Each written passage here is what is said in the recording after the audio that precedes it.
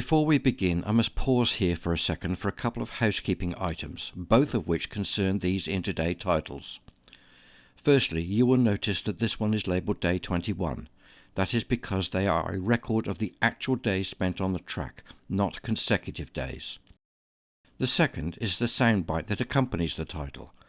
I have had some complaints by people, I won't embarrass by mentioning their names, that they do not like the bass note I usually use, and a suggestion that I employ a softer bell instead. In deference to this request, and for this episode only, I have done just that, but I would like some feedback. Do I keep the bell or return to the bass? Please comment below. I'm here, I'm back. This is the Harvey Quindining Road once again. It's 2 months later. You can tell it's 2 months later because I've got clean clothes on, clean hair and no fungus. Took me 2 days to get rid of that shit. I am heading now for Possum Springs campsite. It's 4 o'clock on a Friday, which is ironically enough about the time I was here last time. Last time I was struggling and not making any time at all. This time I should make Possum Springs in under 2 hours, which will get me there in plenty of time for setting up camp and getting tea before it gets dark. I restarted the track at the point I had left it, and soon felt as if I had not been away. The only notable difference was a huge increase in the number of bushflies that surrounded me. They were to be a constant nuisance for the next 2 days. Within 30 minutes I reached an impressive sight, the Worsley conveyor. The rumble of the machinery has been audible for a long time, but now I get my first look at it. Worsley Alumina owns a bauxite mine located near the town of Boddington, but the alumina refinery is located at Worsley, 50 kilometres to the southwest. The ore is transported to the refinery via this overland conveyor system that cuts its way through the bush, sometimes at impressive heights, and at this point the Bibbulmun track passes beneath it.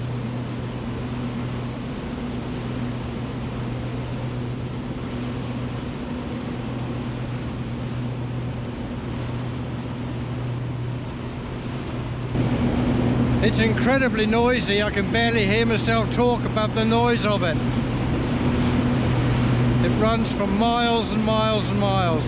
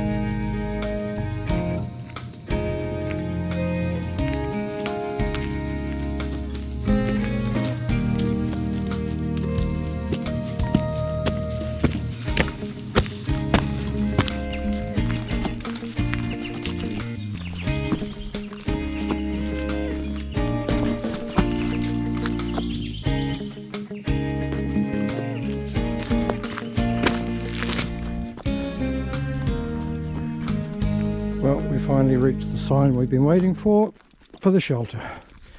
Up this little spur trail is the Possum Springs campsite.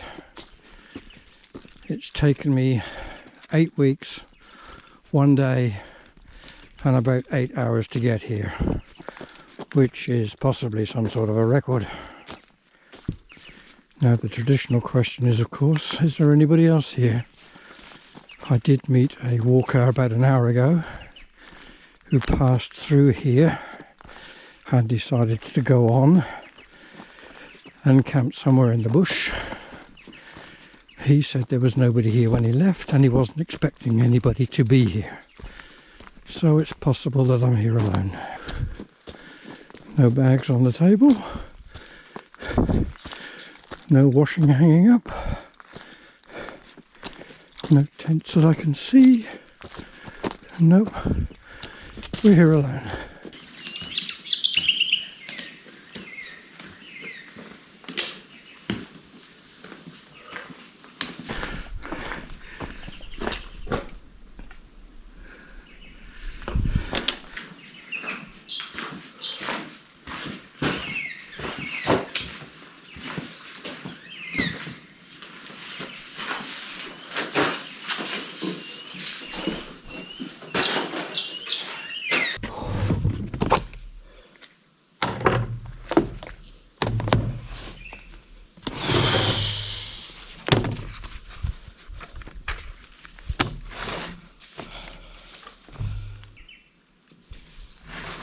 Right, well that's the book for Possum Springs done, and it's probably time for some explanations. What happened? Where to now? What am I doing today? Well, what happened was a combination of illness and injury. The growing pain in my shoulder had been getting worse and worse as the track went on. The heavy bag over the big hills coming down the Darling Range really ripped into it, and it was getting worse and worse. We were in fact making solid provisions to change things as and when I got to Collie. That would have made that better, but we didn't get that far. The night I spent at Ducanelli was really bad. I got to the campsite mid-afternoon in a thoroughly exhausted state, which is not unexpected given the distance I had travelled and the heat of the day. But I fully expected during the course of the afternoon to recover from that and to settle down for a night's sleep, get up next morning and just carry on. The recovery didn't happen. As the afternoon wore on, instead of getting better, I got worse. I ended up going to bed at 6 o'clock rather than the normal 7 or 8, having eaten very little dinner because I simply couldn't stomach it. And apart from a period during the night when I woke up feeling extremely nauseous, slept right through the night till 10 o'clock the next morning, a full 14 hours, which shouldn't have happened. Net result is that I didn't get out of bed till 10, didn't get going till 10:30, having not eaten any breakfast, with the idea of getting better during the day, and I just got worse and worse and worse. I could have put up with the shoulder on its own, but combined with that, it was hopeless. And while I regretted having to make the decision to pull the plug, I made the right decision. Having got home, it took me a good 2 weeks to recover from whatever it was had got hold of me. Various blood tests couldn't determine what it was, although I was sick. There was a virus of some description. It wasn't Ross River, which is what I was afraid of, but that proved to be not the case. So that was the end of my end-to-end attempt, overly ambitious as it was. I made myself a promise on the Harvey Quendinning Road that afternoon that I would carry on and finish this journey, but the end-to-end all-in-one go had gone, and the only way I can do it now, given the timescale and work factor, is to do it sectionally in bits and pieces as and when I can, and that's what we're doing today. It is 8 weeks later, nearly 2 months to the day,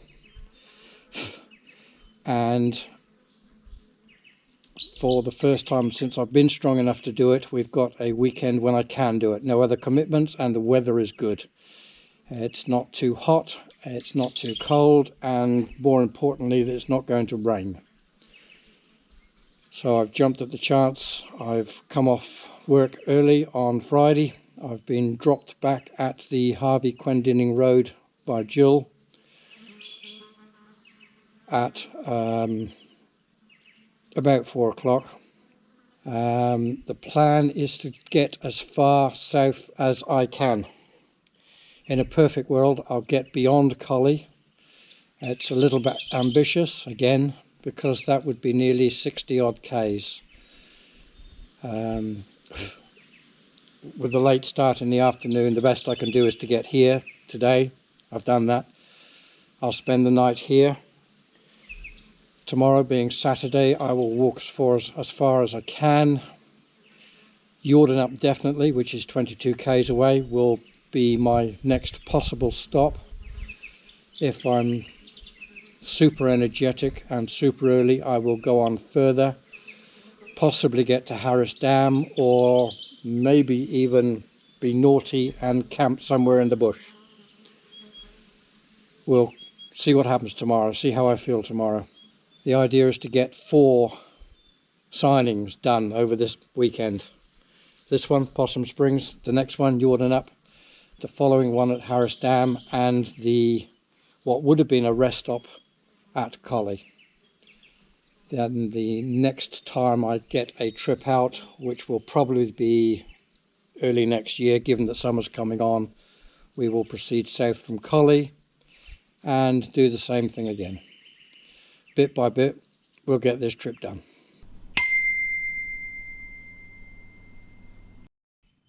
Morning from Possum Springs.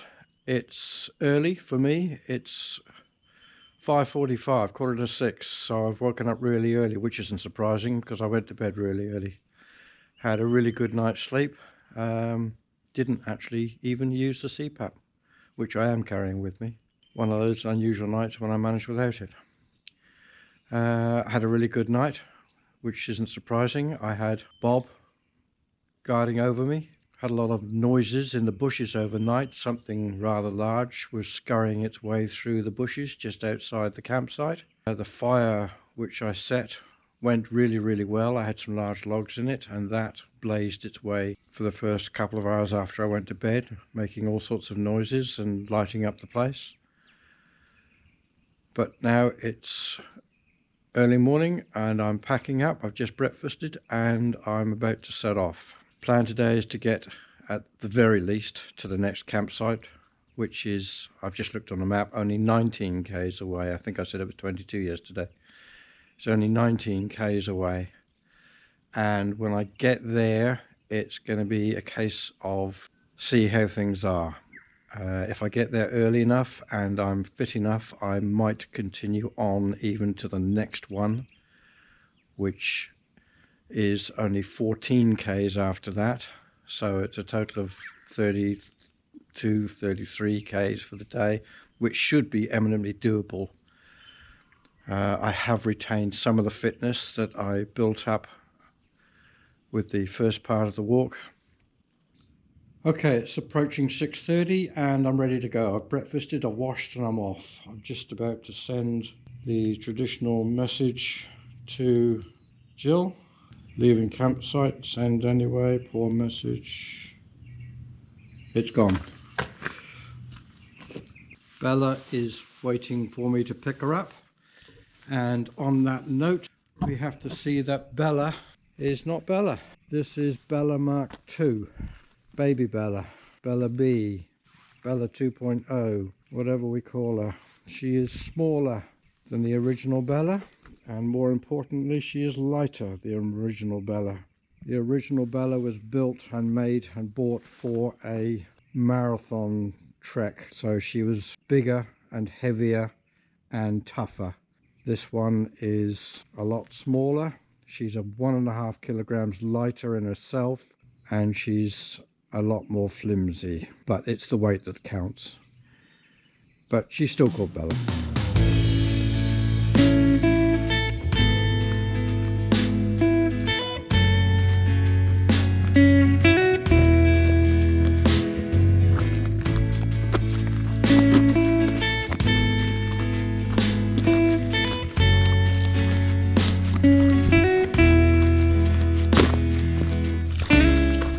just come onto this old railway cutting. It goes straight for several kilometres, cutting right the way through the bush.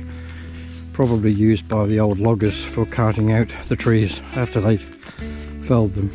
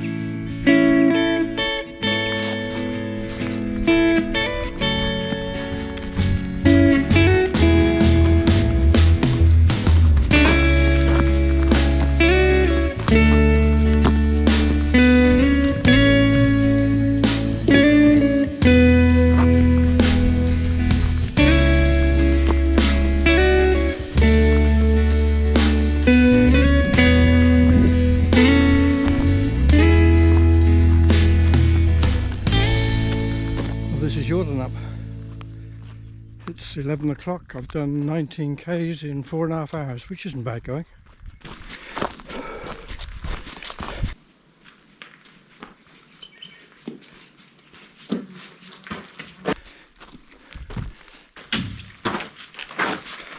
Right, well, I've made Yodamung. I started at 6:30. It's now 11 o'clock. So that was really good time. Going strongly on the track. This is going to be a bit unusual in that I am not going to stay here tonight. This is the first hut I will pass through without actually sleeping in. There's a long way to go for the day yet, at least 8 hours of daylight. I can't afford to waste them. So I'm going to give myself an hour's break and carry on down to Harris Dam. That's 14 odd k's down the track. If I take it reasonably slowly, I should be able to manage it long before 4 o'clock. That's going to upset Jill a little bit because that's against all the arrangements we made. She will either contact me on the inReach and demand to know what's happening, or be watching on the tracker and work it out for herself. Yodamung's a bit different in that it's in the middle of a protected state forest. So although it's very similar to all the other camps, it does not have a fire pit. You are not allowed to have a fire here, which is another reason not to stay the night. Fires are company, TV, they keep you warm and they keep you busy.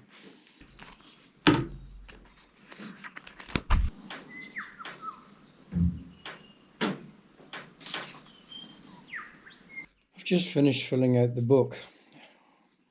Caught up with some old friends, Sabrina, Matt, Tyler, all in here, all still on their way down 2 months ago. But one of the things I got asked a lot when I got home was, how many people are there on the track? And I've just done a little tally. In the 2 months since I left the track, through this shelter, 76 people have passed through. So 76 in 2 months, slightly over one a day. So that might give you some idea as to how many are on the track at any one go. That said, with the exception of the one hiker I saw shortly after leaving Jill yesterday, I've not seen a single human being the entire time in these last 2 days. So, full of people but nobody here.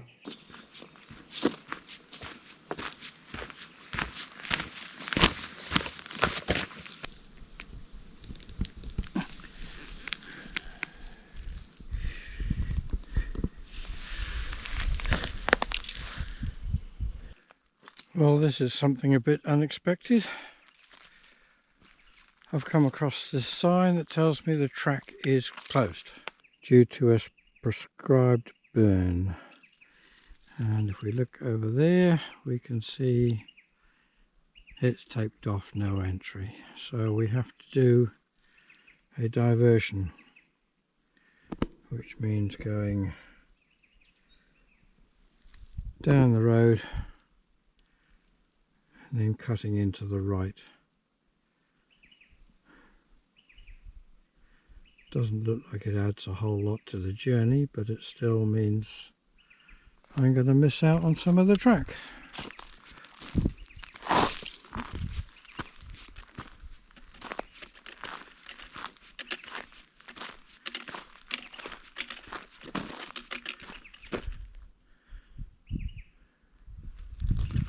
And we have to walk down this horrible bourning bit and keep an eye out for diversion markers. The diversion ran for about 8 kilometres and I soon got fed up with it, so I rejoined the track a bit earlier than I was meant to. The burn-off had obviously taken place weeks before and there was no sign of any smouldering vegetation, so I knew that I was perfectly safe. I'm glad I did so, because shortly after I rejoined I came across this old railway track. The guidebook often refers to these old tracks, but they are rarely visible due to the undergrowth. With the recent burn-off, these old sleepers were plain to see, a ghostly remnant of a distant past.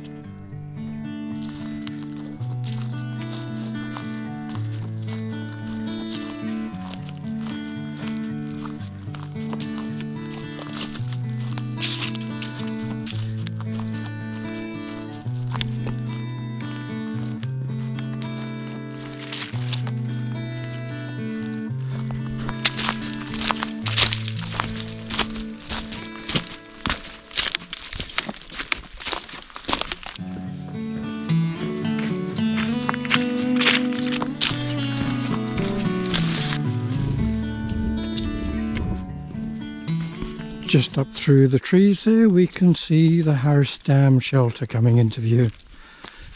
It's almost exactly 3:30, so I'm bang on the schedule I set myself earlier today.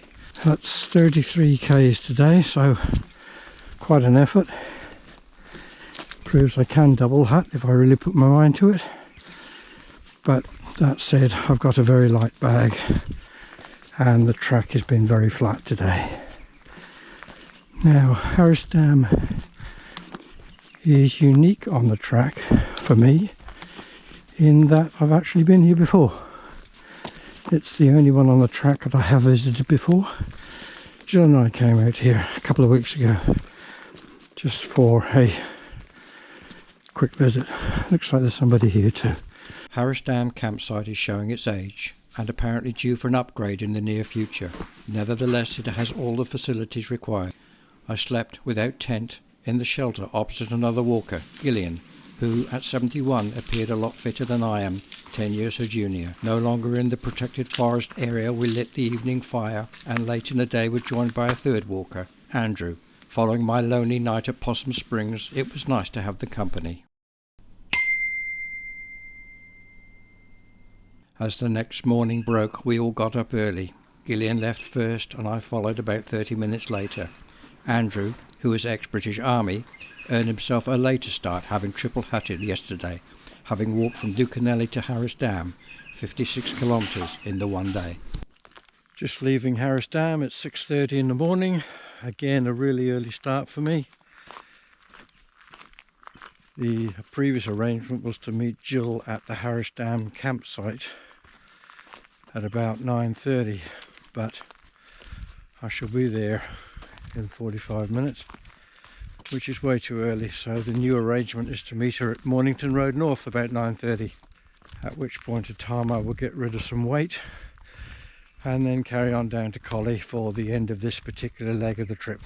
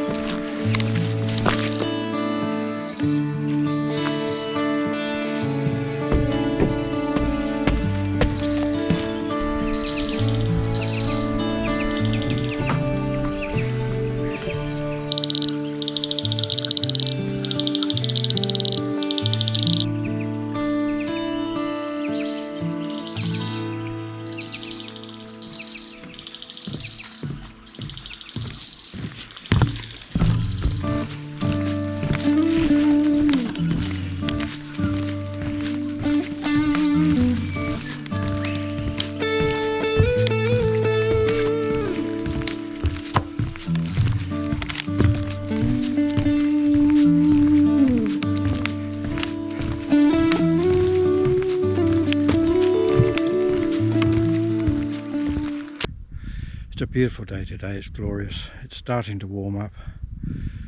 I probably should take this shirt off. That's an idea. I'll do that in a minute. I've just had a message back from Jill. She has agreed to meet me at Mornington Road North at 9:30, and it's even looking like I can get there early too, so I'll sit there and have a Snickers bar. Taking a 5-minute break here just to catch some breath. Bella's sitting on the log. She's so much easier to carry. She's only 14 k's, probably less now, probably around about 10 k's now, and it's so much better. We'll carry on in a minute. I've got quite a extensive little hill to climb here, and then it's downhill from there on.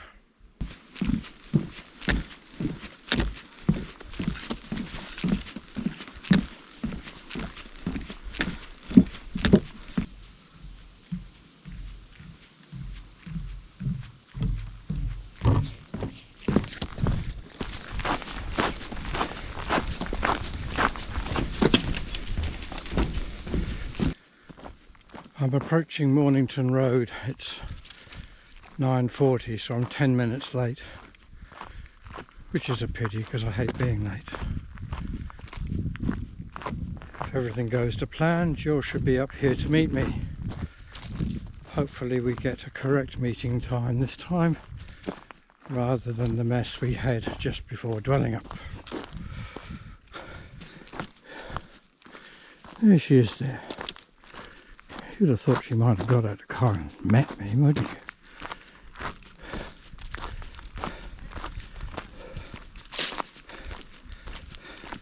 Been a while since we've done something new, so this is it. I've done river crossings, I've done road crossings, I've done vehicle track crossings.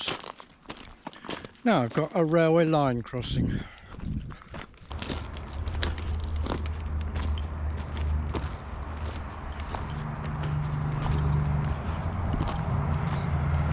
Shortly after the railway line we get to the Coalfields Highway, probably the busiest road we cross on the entire track. It's the main drag into Collie.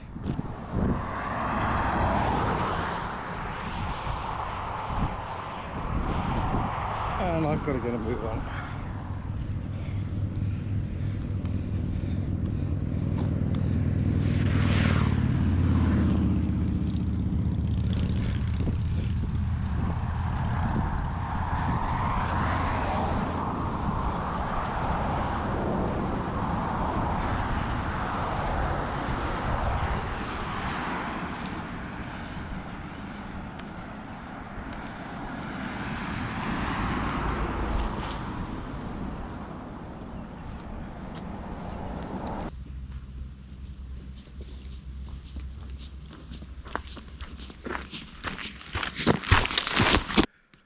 Right, we've reached a particularly awkward part of the track.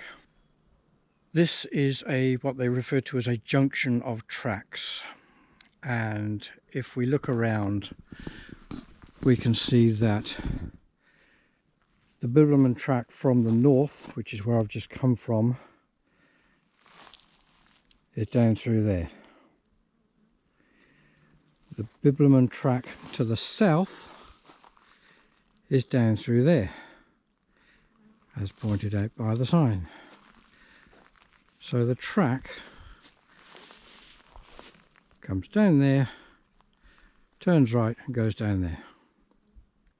But down over here we have a spur trail. It's not part of the track, and it takes us to Collie. Now most walkers doing end to end would need to go to Collie. First of all, they've got to sign the book. They want to have a rest, change of clothes, decent shower and a feed. So they have to go that way. They have to go 2.5 k's that way. So that's 2.5 k there and 2.5 k back, just to come back to this spot to continue that way. I'm fortunate. I don't have to do that. Because I'm now doing a sectional end-to-end, I can stop and start wherever I like. So what I'm going to do is I'm going to go down that way to the next car pickup point, which ironically is exactly the same distance, 2.5 k's, and finish my journey there. So I don't have to do 5 k's of unnecessary spur trail. Okay, I'm on the approach to the bridge now. This will be the end point for this particular leg of the journey. I haven't done the maths, it's about 63 odd kilometres I've done in the last 2 and a bit days. This will almost certainly be the last for this year. It's early November, it's starting to heat up. I don't work well in the heat anyway, and I'm certainly not walking the track when it's too hot. So the next journey will probably come around Easter of next year. That will be from here south to at least Bailing Up, possibly even further. I just messaged Jill to tell her that I'm only a couple of k's away, and she's messaged back to say that she's parked the car and she's walking back up the track to meet me. So in not too many minutes we should have her coming the other direction to say hello. We duly met up about 2 kilometres from the bridge and walked onto the car park. Reaching the banks of the Collie River at midday, I had walked a total of 63 kilometres in well under 2 days, giving me full confidence in my ability to continue at a later date and reach the end.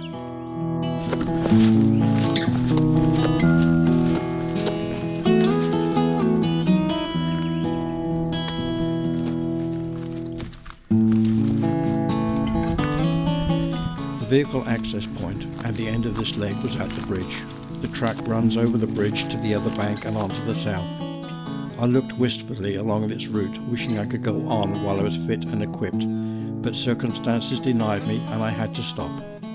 The only thing to do now was to return to the Collie Visitor Centre and sign the book. Unusually, here, the logbook is under the counter and you have to ask for it. Not that it's a chore, because the welcome is, well, charming. The book duly signed, I returned to normal life again. Proper food, comfy bed and TV. But I consider the track unfinished business and I will return to complete the journey.